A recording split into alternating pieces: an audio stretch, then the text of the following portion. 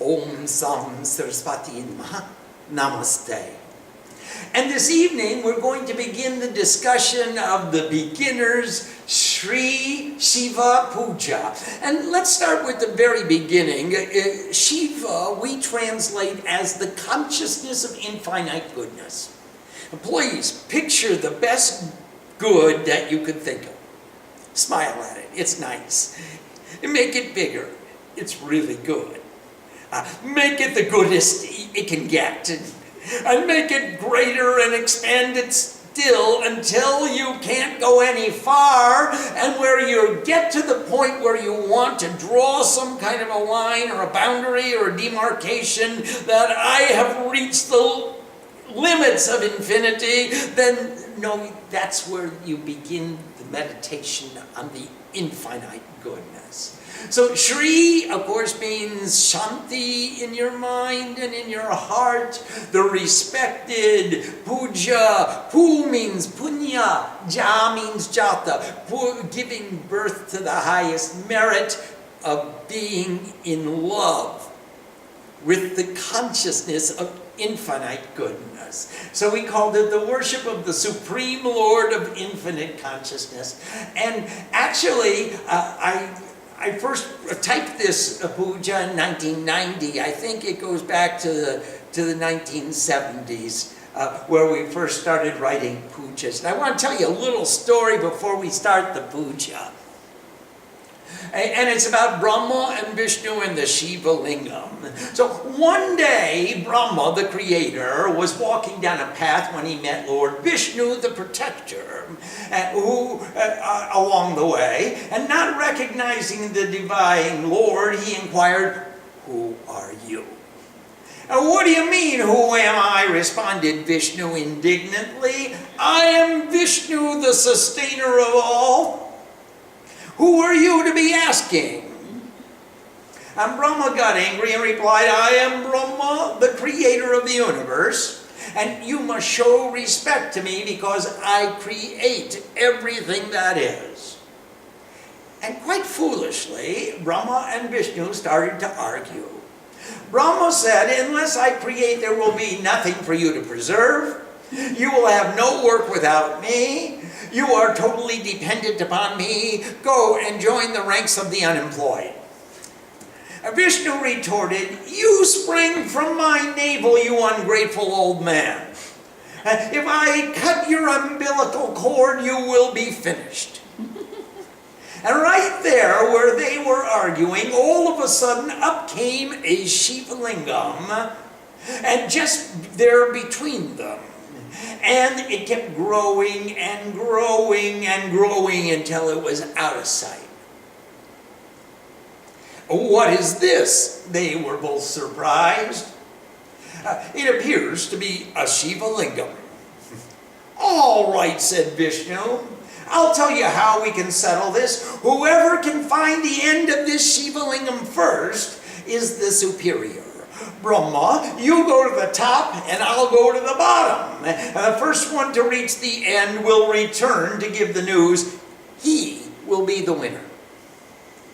Vishnu became a boar and started down, following the Shiva lingam, burrowing down underneath the earth. He continued going down further and further and further.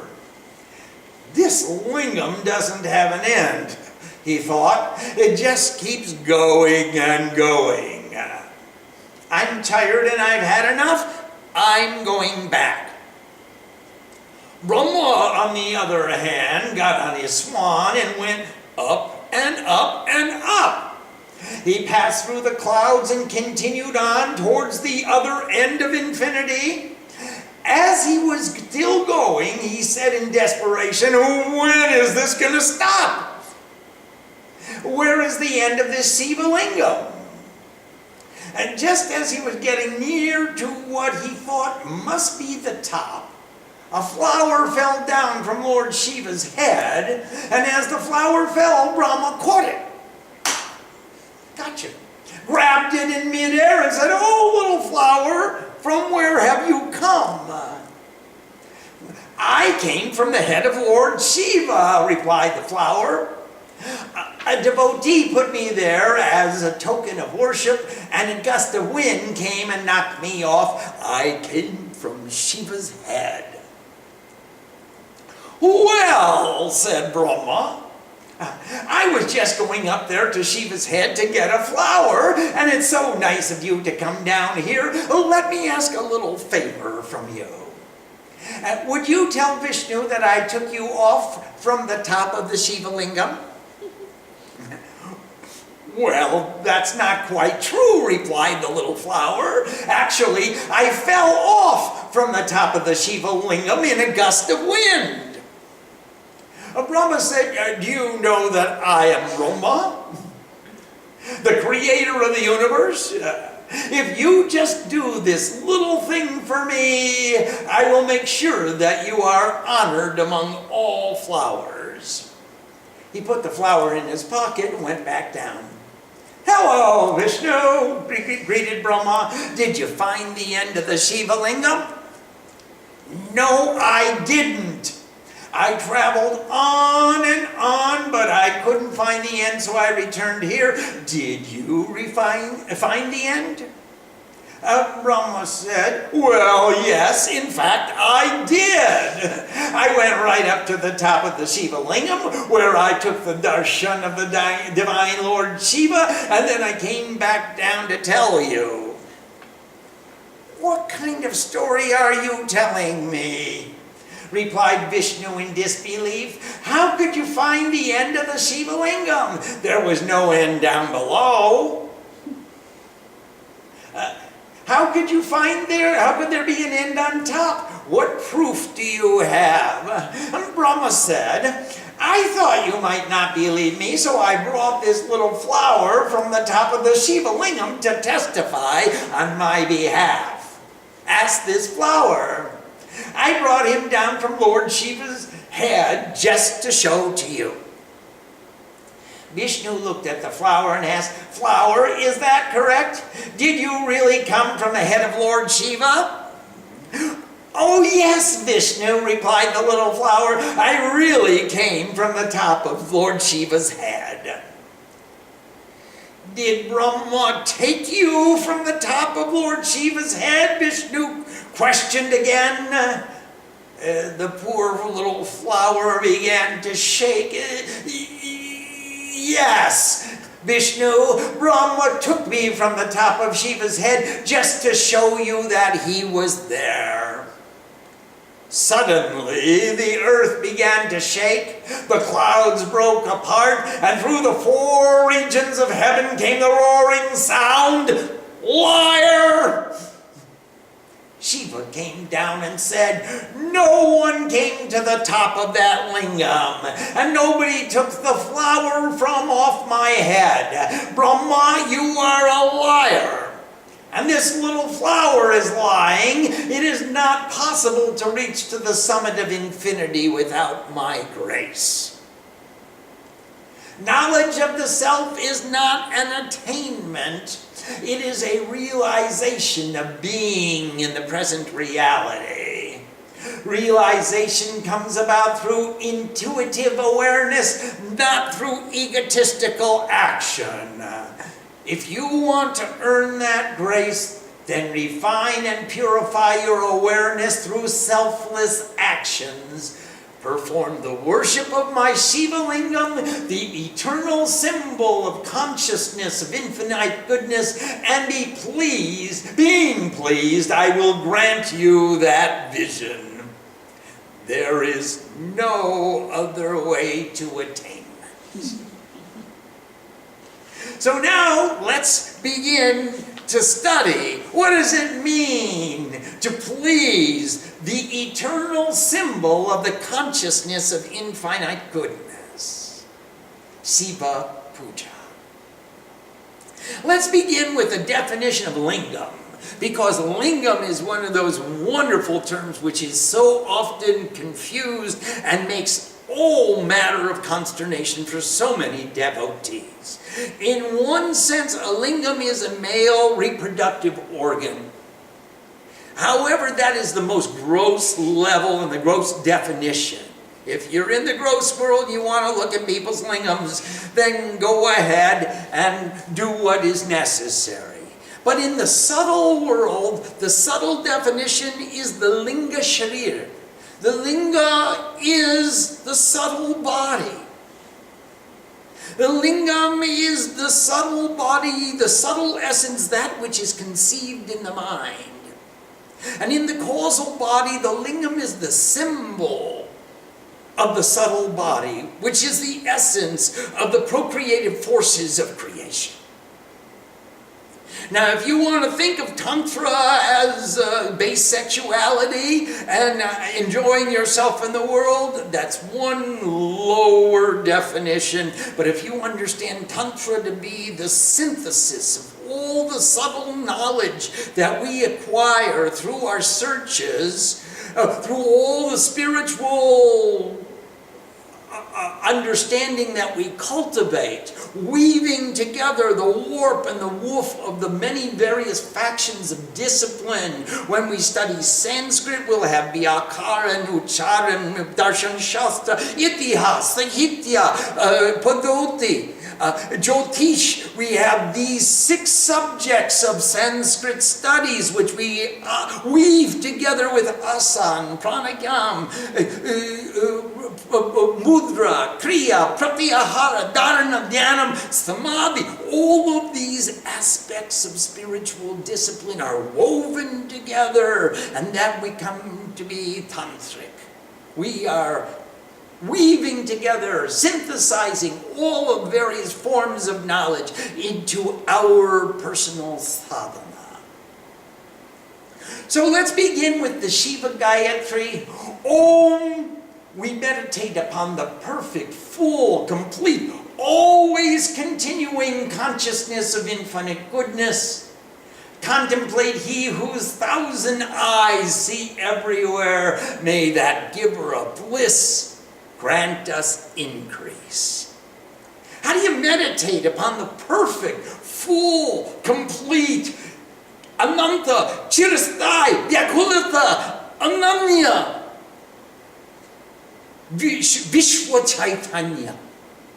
This chirasthai, infinite, always continual, ananta, this full, complete Purush, Tat Purushaya, Om Sada Shivaya Vidmahe, Sahasrakshaya Vidmahe, Tanno Shambho Prachodayat. May that always continuing, perfect, full, complete, Purn, that infinite consciousness of infinite goodness, may it continually grant us increase. May we be filled with greater and greater goodness, greater and greater capacity to experience that goodness. When we see through 1,000 eyes, Sahasraksh, we'll see all in every direction, through every pore of our skin, every part of our being is part of this enlightened consciousness, and may we get increase in that perception. And now we're going to offer our light. My light goes to your light, and our lights become one light, and that light becomes the light of a radiant splendor, and the light of 1,000 suns is nothing to compare with the light with which we worship you. The divine fire is the light. The light of wisdom is the light. The light of devotion is the light as well. The light of the highest bliss. I mean, picture that light of the highest bliss. That light is so illuminating, all you can think of, Satchit Ananda. The light of the highest bliss, O Lord, is in the light which I offer, the light which I request you to accept with the offering of light. Om. We bow to the consciousness of infinite goodness.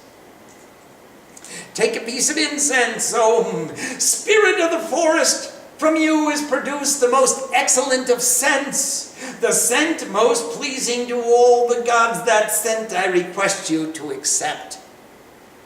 We're going to fill our eyes, our 3 eyes, with the light. We're going to fill our nostrils with the scent.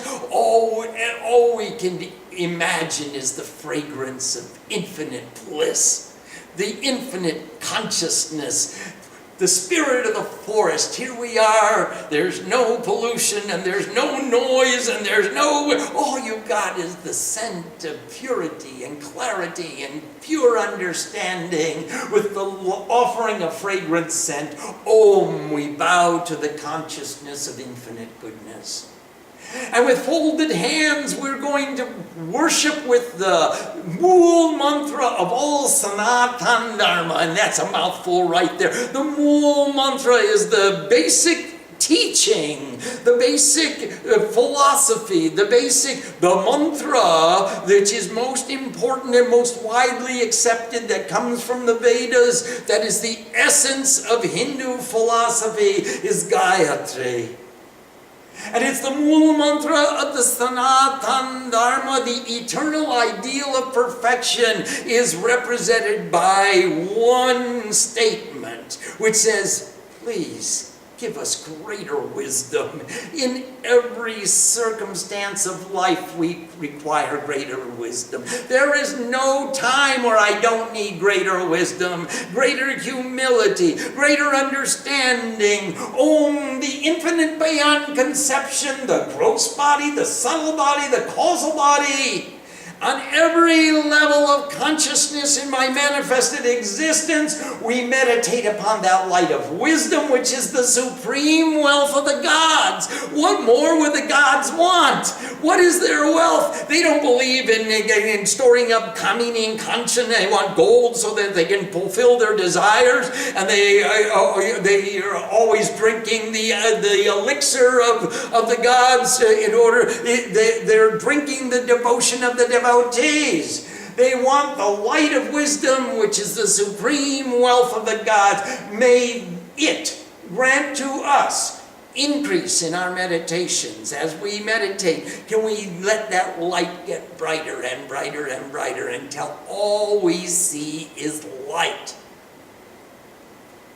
And now we're going to offer a mantra, and all of these mantras together make a table of contents, an index of all the different aspects of Dharma that we could study. And they point to references. With these scented flowers, oh, I bow to the Lord of wisdom, the Lord of the multitudes, and I can look at all the stories about Ganesh.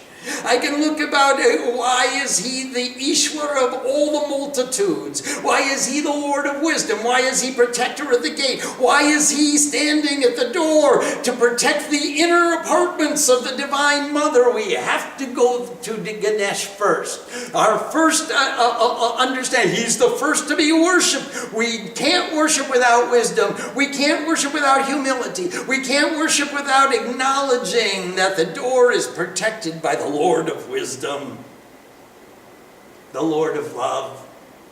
With these scented flowers, oh, I bow to the sun, the light of wisdom, along with the 9 planets.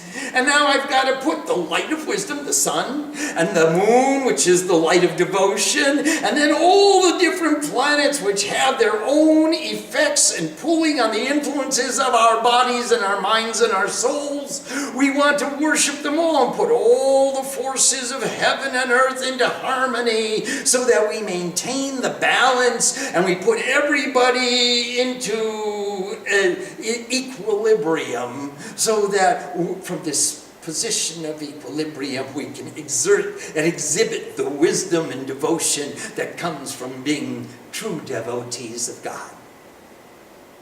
With these scented flowers, oh, I bow to Shiva, the consciousness of infinite goodness, along with the 5 primary deities, that's Shiva, Shakti, Vishnu, Ganesh, and Surya, the 9 planets. So in every worship, in all pujas, we want to acknowledge that there are 5 branches of Hindu Dharma. Those who follow the primary deity, Shiva, that's us tonight.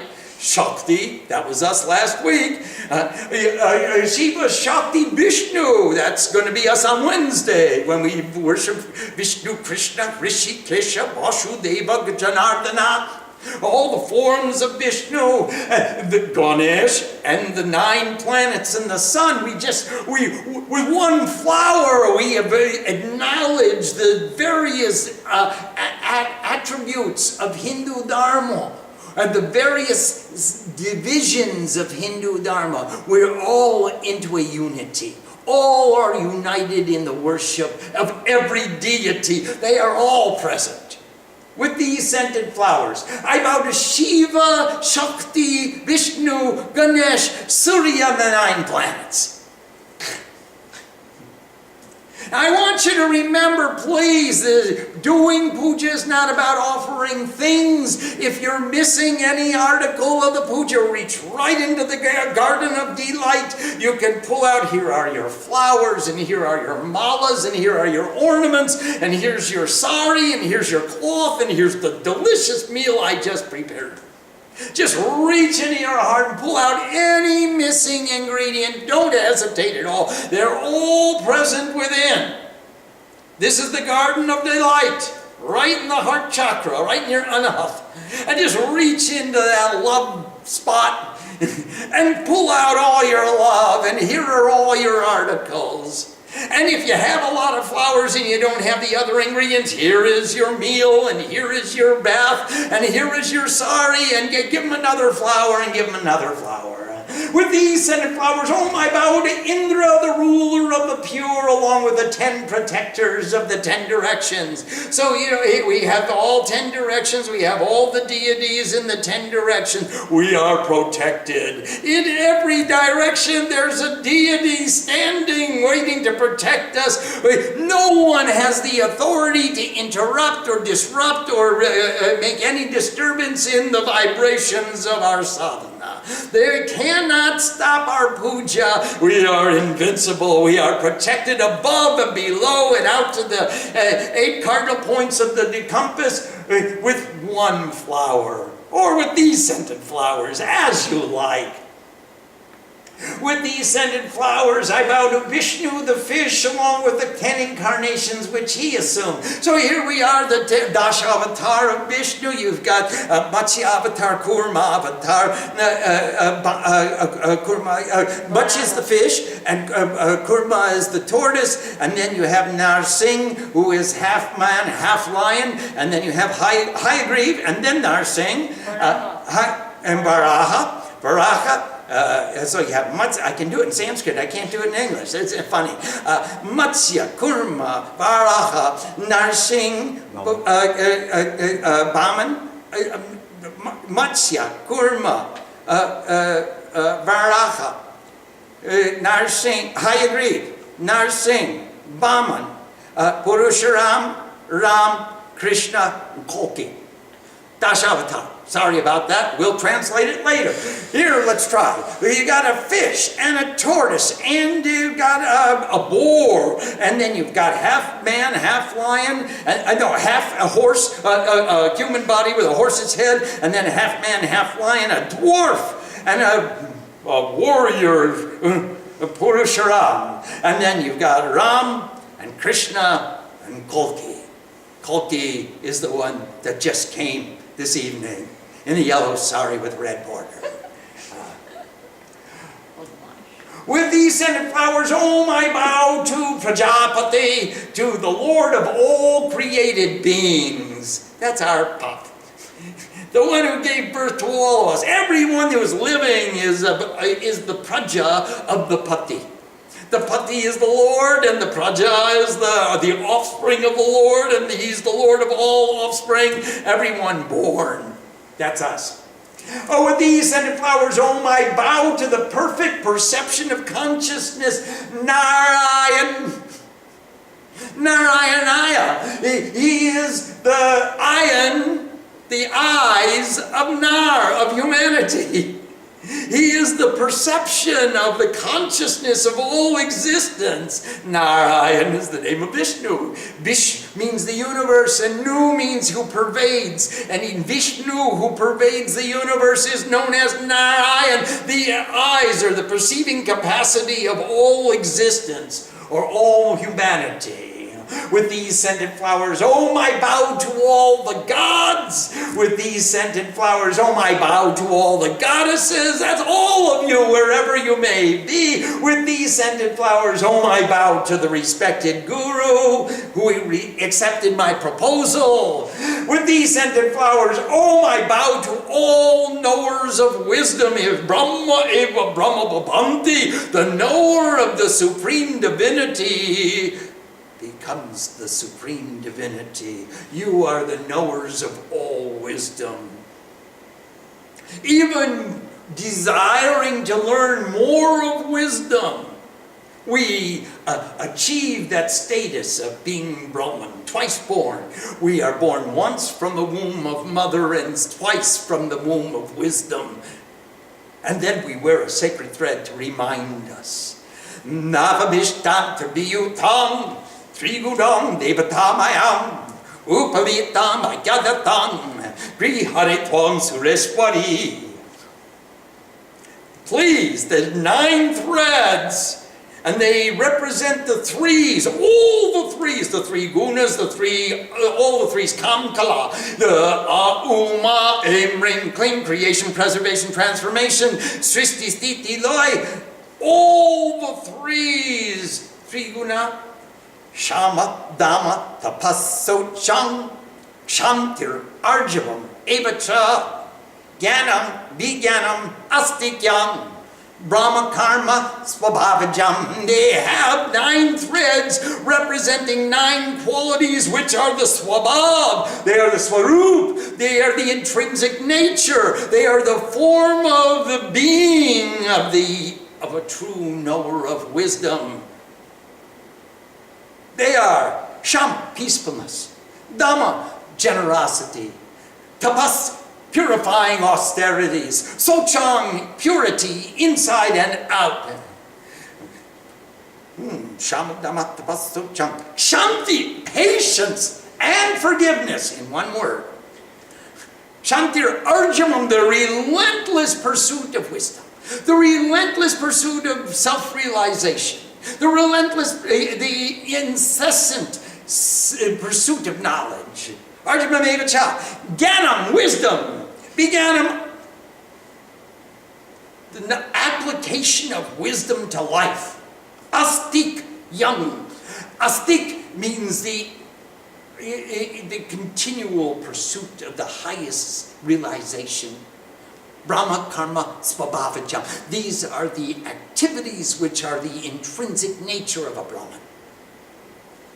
So I'm bowing with these scented flowers to all you Brahmins who have all 9 characteristics, who wear or may not, just wear it invisibly or visibly. You can wear a thread with 9 threads, a sacred thread with 9 threads, an yagyopavit with 9 threads, which symbolize the 9 qualities which are endemic. They are intrinsic to the nature of a Brahman. Now, pour some water in your right palm and take a sip and say, Om Vishnu, Om Vishnu, Om Vishnu. And Om consciousness, consciousness, consciousness, the all-pervading consciousness. You purify my lips, you purify my hands, you purify my words, you purify everything that I'm about to speak should come through pure lips. And they should all be words of purity and all be words of clarity. And now I'm going to draw a yantra. I'm going to draw just a bindu and a trikona of just a point, and then an equilateral triangle around it. And I'm going to put a flower there, and I'm going to say, with these scented flowers, Om Ring, I bow to the primal energy situated in this lotus seat. And I put that right underneath my asan. That means my asan is sitting on a yantra. The yantra's been worshipped in the center of the yantra, just like every other god and goddess. They all sit on yantras. Well, I do too. And now we're going to clap our hands 3 times and snap our fingers in the 10 directions. Om Namo Shivaya. North, south, east, west, northwest, northeast, southwest, northwest, southeast, above and below. Om Namah Shivaya, Om Namah Shivaya, Om Namah Shivaya, Om Namah Shivaya.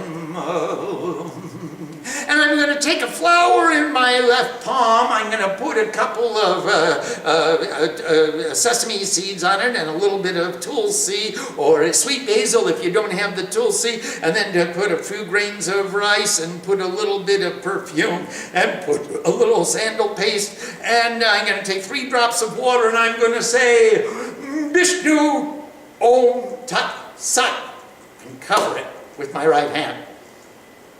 And I'm going to say Om Adya Jambudipe, that means the earth. America Deshe, or whatever country we happen to be in the state of California Pradesh, in the city of Napanagare, in the Devi Mandir, Divine Mother Temple Mandire. And this is the month of Shravan. It is the Krishna Paksha, the dark fortnight. It is Shashtang, and it's the 6th day, Tithal. The name of the Gotra is Satyananda. And it just happens to be my name, but it's also the name of the guru of the King Janak. Of Mithila.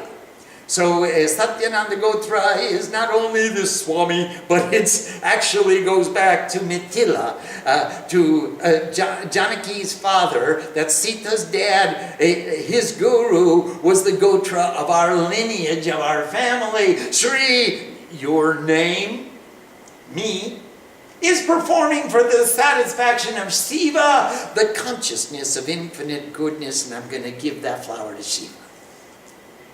I'm going to perform this worship. You know, every performance of effective action begins with a definition of the goal. And this Sankalpa is the definition of my goal. I'm taking the Sankalpa and I'm going to say, here I am, God, and I am proposing to do this according to a certain Vidi, according to a certain organization, according to a certain definition, and I ask for you to ratify that, and I ask for you to validate it, and I ask for you to accept it, and this is my proposal. Om Tat Sat. Karmamaham Korishye.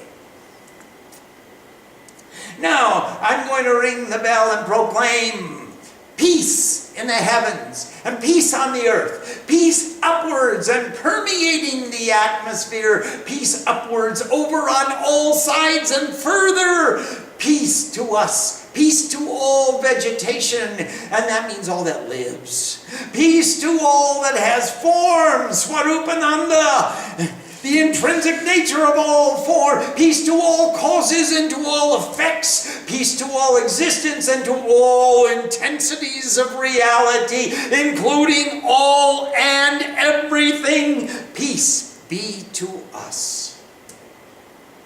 Let the earth be at peace, the atmosphere be at peace, the heavens be filled with peace, even further may peace extend. Peace to all vegetation, peace to all gods of the universe, peace to all gods within me, peace to creative consciousness, peace be to brilliant light, peace to all, peace to everything, peace, peace, altogether, peace, equally, peace, by means of peace. Om Shanti, Shanti, Shanti.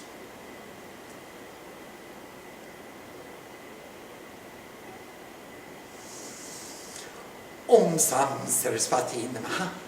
Namaste. Let's stop right here and see if there are any questions. We've defined what we're trying to do. I'm going to worship you in order to achieve this state of peace.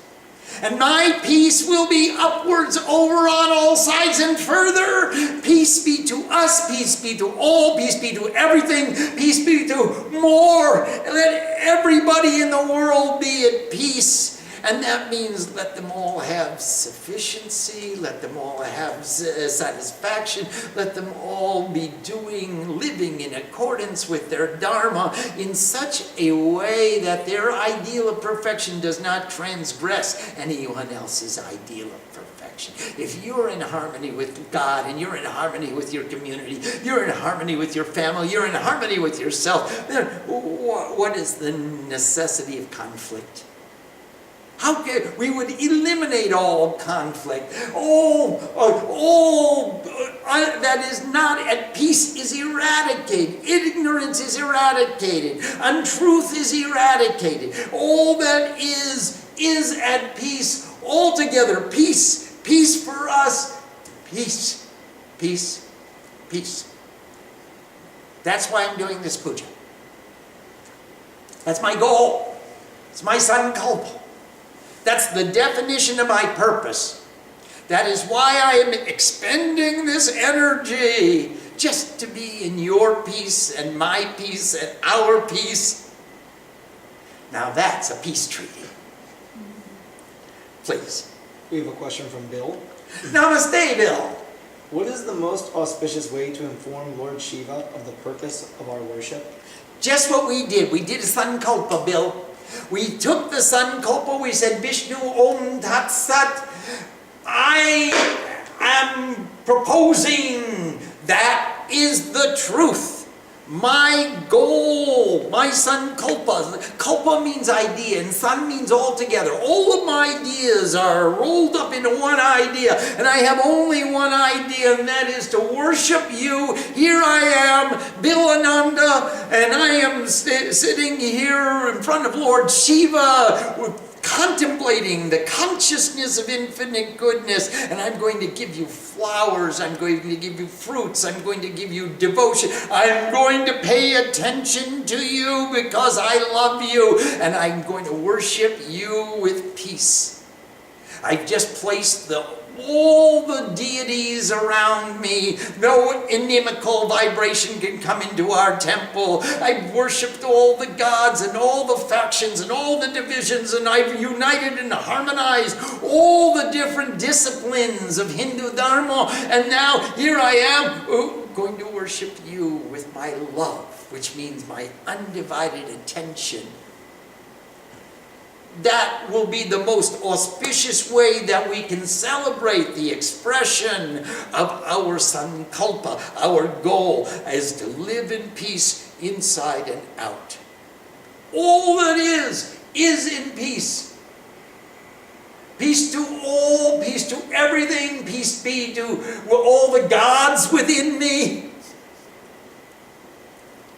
They're all in harmony.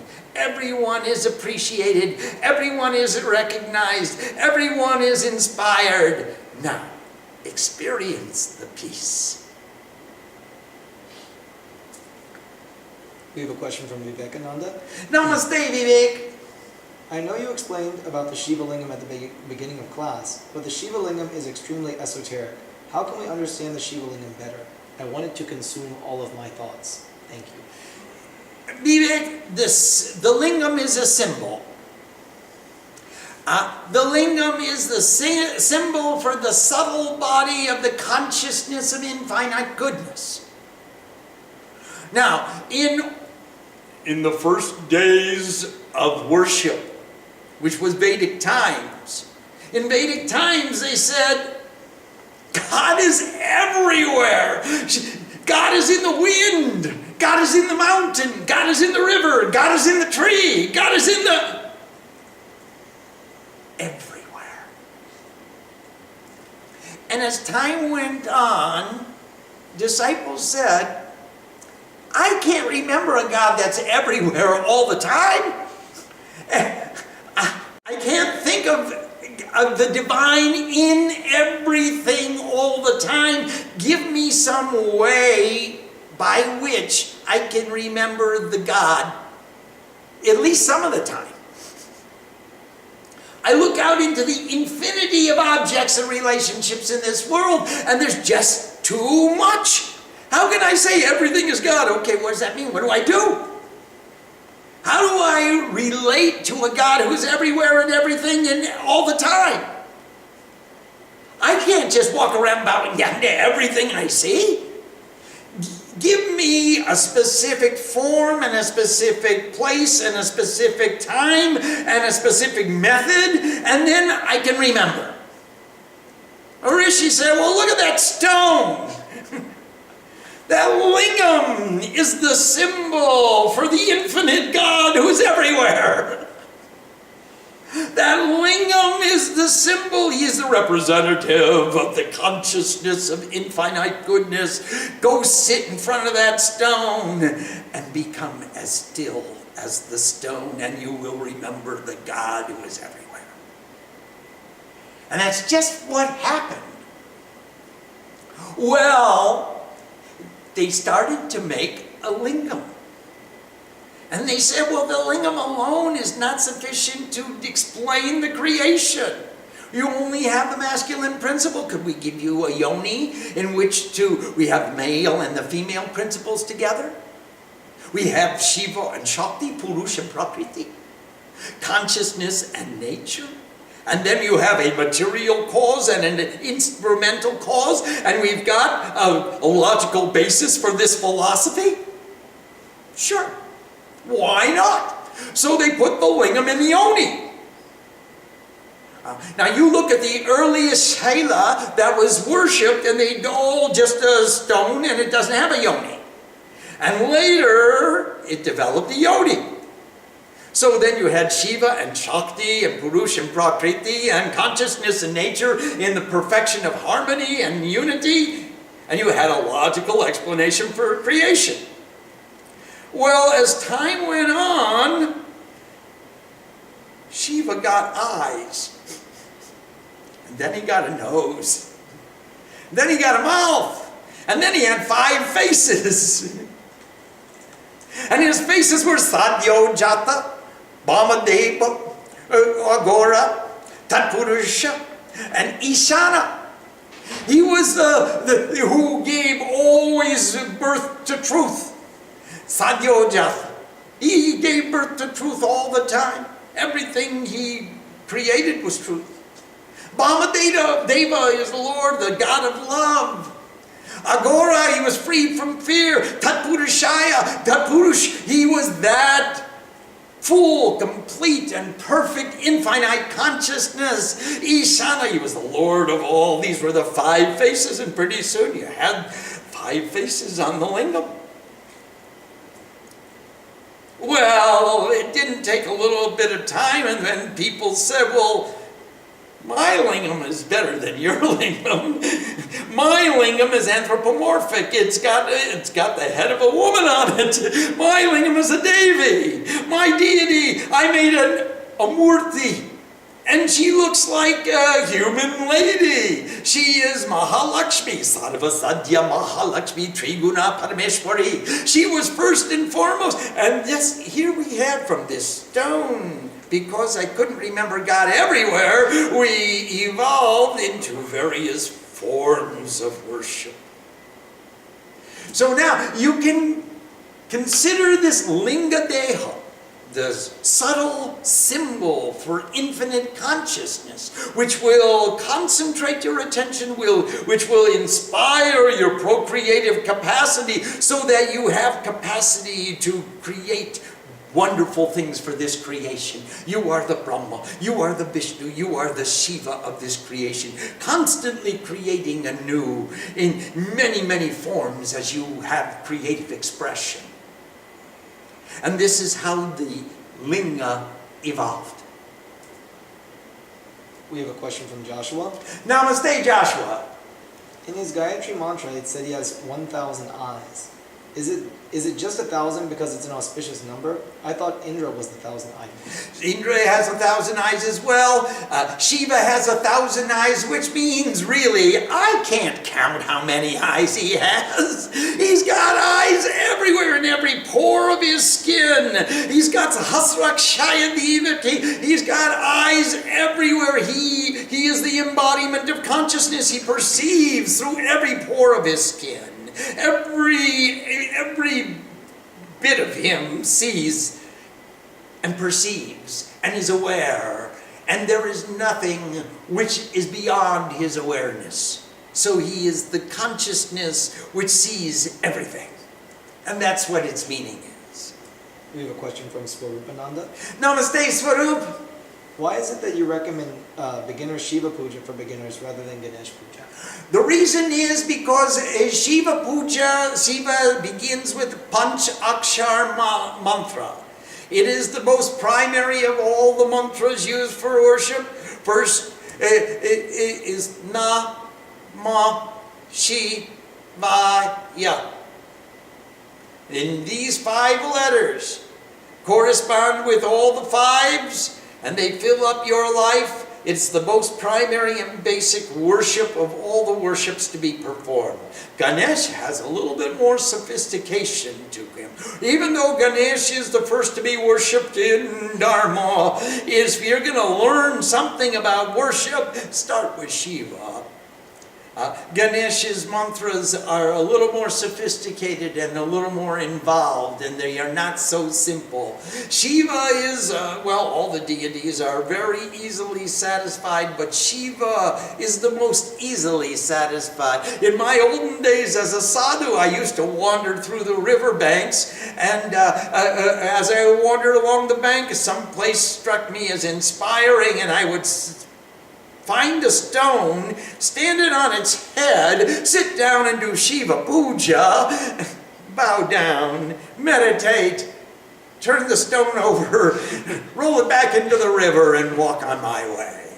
Now, Ganesh requires a little bit more sophistication in order to perform that worship. So you want to be, this is a wonderful place to start. Nam Angusta Bandama, Ma Tarjani Byang Swaha, Shing Mamba Byang Boshat, Bong Anami Gabyam Ya Kanishti Kabyosat, Om Namah Shivaya Karotaka Prishtabhyam Hastaya. I can establish Shiva's mantras in my fingers, in my heart, in my centers, in my body, all throughout my being, very, very easily and very readily. Without a lot of philosophy. Namah Shivaya. And that's why I would worship Shiva first. That's why we start teaching Om Namah Shivaya. Yes, please. We have a question from Ramya. Namaste, Rami Mami. Is puja a path or our destination? Cheater. Both. The reason is that the path and the destination are defined by the same word. The destination is, the shlok says, Hari Ananta, Hari Kotha Ananta. So the destination is just an more intensive understanding of the path. Because it's anant. It's infinite without end. So there's no end to the puja, there's no destination, there's no place where you're going to arrive. You're going to arrive at a realization and an understanding.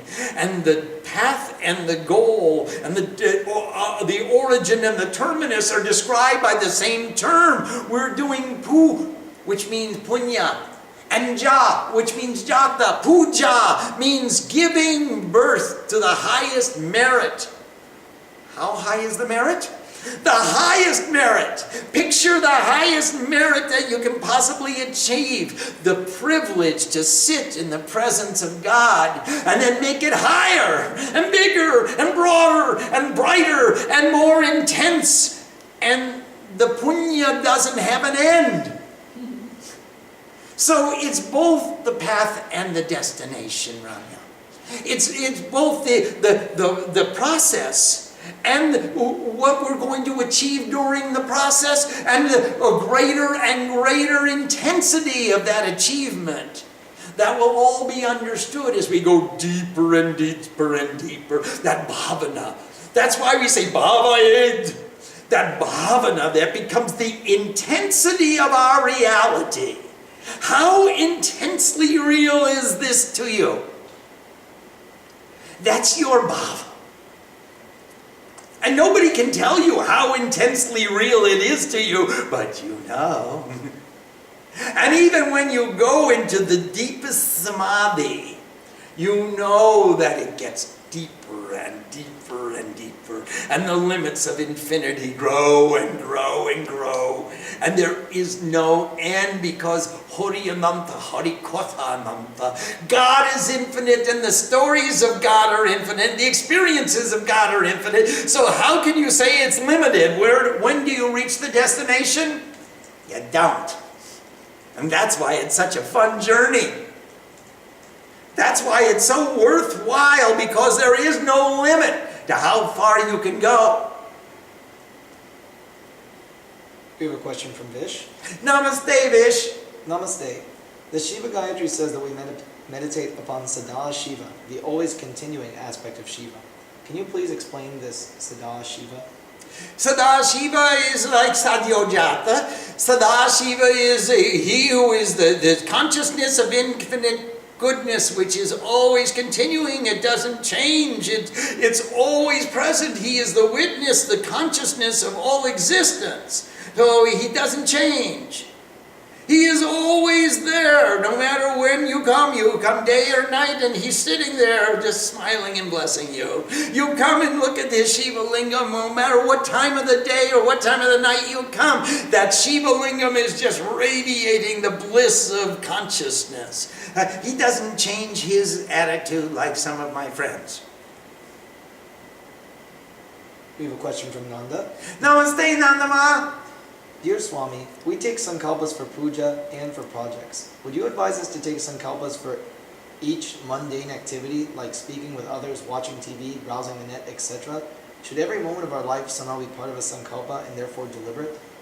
Well, Nanda, when you do take sankalpas for every moment of your life, you'll find out how much stupid stuff you can avoid. Because I'm afraid to put that into my sankalpa. But certainly, when you stand over the kitchen sink and start to wash the first dish, you have an implied sankalpa that I'm going to stay there until the last dish is clean. When you start to drive your car to work, after you've driven one block, you have an implied sankalpa that I'm going to go the whole distance. I'm not going to stop along the way and decide not to go to work. There are many functions that we do in our lives that we have a sankalpa, and we know the sankalpa. We don't even begin to recite the sankalpa because it's intrinsic to our being. It's habitual. We know that we're going to do it. I know that when I get up in the morning, I'm going to take a shower and sit down in meditation. Do I need a sankalpa to brush my teeth? I did when I was just learning to brush my teeth. My mom used to come in and say, "Did you do your sankalpa? Did you? Is it done yet?" But over time, it became the most natural rhythm of my life. So I didn't have to take the sankalpa anymore. That became instinctive behavior. It became a habit. Now you'll take sankalpas until they become a habit. Sankalpa feels good. Sankalpa feels good. It feels so good when you reach your goal. It feels so good when you're pursuing your goal. When you know you're taking effective action in the pursuit of a goal that you defined as worthy for you to pursue. And there you are pursuing it. It feels good. And when you get there, it feels good. And then after a little rest, you start thinking about the next goal. We have a question from Kaushiki. Namaste, Kaushiki-ma. Wouldn't the best symbol for Shiva be a natural stone, one that is not formed by a human, since this is a symbol that is not any specific symbol? Over time, Kaushiki, in the first instances, you look at the earliest lingas or shailas that were worshipped, and they were not carved, and they were not perfectly smooth, and they were irregular shapes. For example, in the cave at Kamakya Mandir, the Kamakya Devi was worshipped as a shaila, which means a stone that was projecting from a stone, and there was nothing carved, and there was nothing smooth, and it was just a natural, rough, rugged stone. In Vaishnav Devi, there's a stone. There was just worship. The Devi was worshipped as a Saila, as a stone. If you look at Kedarnath, was worshipped as a stone. It was just a big protrusion that came out of the rock, and it was a stone. It wasn't carved. But as time went on, there became a number of special stones. For example, we sent to, in Bihar, we got a piece of black stone, and we shipped it to Baleshwar Mandir in Odisha, where it was carved into a Shiva lingam and sent to Calcutta, and that where it was put in a container and shipped to Devi Mandir in California. And we got a specially carved stone where only people with the special sankalpa and the intention and the mantra handled that stone and carved that stone and prepared that stone and packed that stone and shipped that stone and established that stone as the murti to be worshipped in the Devi Mandir. But there are other stones that just, someone came from the Narmada River, and the Narmada River has a number of stones that as they float down the river, they're pushed down the river by the force of the water, they become perfectly smooth. And those are called Narmada lingams. That was really something. And there are many Narmada. Our Yageshwar is a Narmada lingam. And that was really something, carrying him home. So, Kaushiki, there are many different forms of lingams. You can use a regular stone. You can use whatever you understand to be the symbol of divinity to you. That is what you will use. One day we went to a college where we were invited to a college to give a lecture, and one of our friends was a professor in the college, and as Ma was coming out of the classroom, she saw a number of special landscaping stones which were placed in a special formation to decorate and outline a garden. She said, "Oh, that's a perfect stone." That boy was playing. Yes, one boy was playing with the stones, yes, and he's putting the stone here, one stone, here, one stone, up, one stone, you know. Incredible that he was like a magnet. This is a magnet, this stone, after that here one stone, and up one stone, like a magnet. I chose I want that stone. I made Shiva lingam, then I stole that. And you admit to that on camera, on the internet? That's okay. We're innocent. The statute of limitations has expired. And that Shiva lingam is Manohar house. Yes. Anyway, that stone, the boy was finding the center of gravity for each of the stones and stacking them so that they perfectly balanced one upon the other. And it was really amazing. He had them 4 and 5 high, and they were very big stones. That was incredible. He just had perfect balance and perfect stillness, and he could see the center of gravity, and they just lined up. So one stone was facing this way, and then the other stone was facing that way, and they just stacked one upon the other like they were connected with magnets. I was looking for Shiva lingam all over America.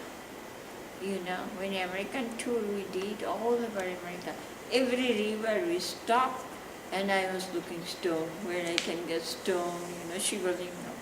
And I could not find any one, stone. So we came back, and the next month the college invite us to give a lecture that we found stone. That was a miracle, you know. And Professor was, "Mother, you are blessed. You cannot take that stone. This is a government stone." "You stone." I said, "So okay, government stone. I am still in that." And I told one of devotee, he wear puppy, jacket. He was a puppy jacket. Go and hide the stone. We did.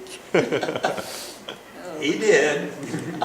And that's told me it is really miracle that we are doing every Monday. Could I talk? Sure. We are doing every Monday, 16 Monday, Sankalpa. That in the second month I have a little bit my health problem. Doctors say you cannot do fasting, fasting. And I was so sad. Everywhere there's like 56 people are chanting Om Namah Shivaya, offering the fire. Every Monday we have 100 or 56 people, every Monday. I was very sad. I was looking at that Shiva Lingam and talking, Mahadev, why you did? I cannot eat, I cannot do fasting. And suddenly my face was that Shiva Lingam. My face was that Shiva Lingam. And I called Durga, could you do that? But you do see Durga, so my face there, right the way she took picture. And that means Shiva was telling, you and I am not different. It was miracle, that Shiva Lingam really miracle. Lots of miracle did that Shiva Lingam.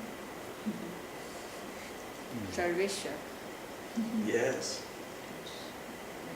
Nice. Very nice. Ladies and gentlemen, that concludes our first class on the beginner's Shiva Puja. We've got many, many stories to tell about Shiva and Shiva Lingams all around the world. And remember that we met so many Shiva Lingam, Gautam, yes. we took wherever we went, we established Shiva. All over America, we established Shiva.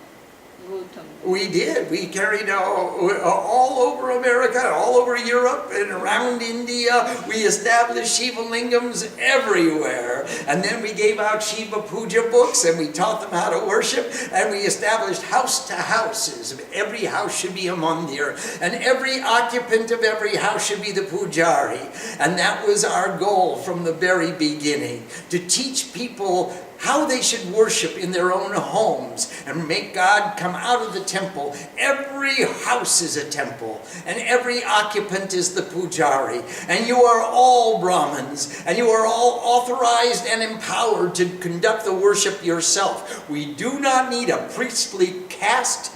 The priests are only valuable insofar as they teach us how to worship for ourselves. Om Sam Saraswati Namaha. Namaste.